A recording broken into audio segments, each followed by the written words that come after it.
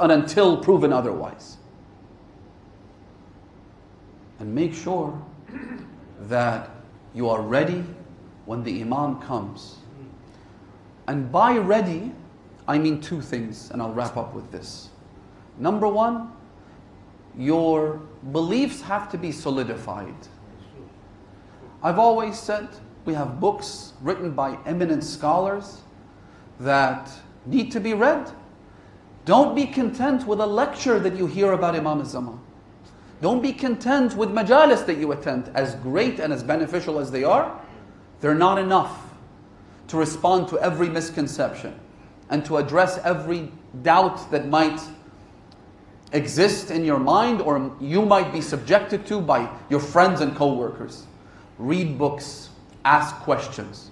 One of the books that I've always recommended to brothers and sisters is one written by a senior scholar, contemporary marja', by the name of the late Grand Ayatollah Sheikh Safi Gulpaigani. His book has been translated into English as well as Urdu. In Arabic, the original work I think was in Farsi, then was translated into Arabic. And it's available in English. I think the title of the book is Selected Narrations About the 12th Imam by Ayatollah Safi Gulpaigani. Read that book.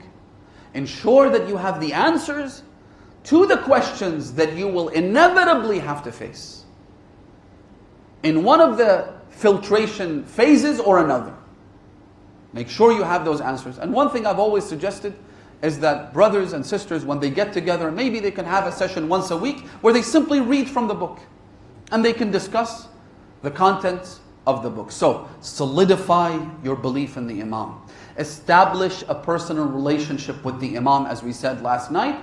And the second point is that your actions and your conduct has to be such that it conforms to the teachings of the Imam.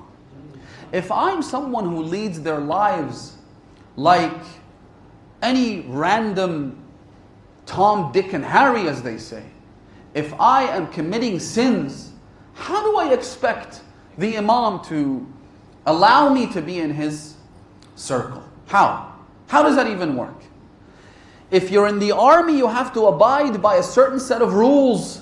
That's why if you break those rules, what happens to you? You're court-martialed. The rules that apply to the army supersede the civic law that applies to everybody else. If you are in the fellowship of the Mahdi, you have to ensure that the do's and don'ts of Islam are followed to the letter.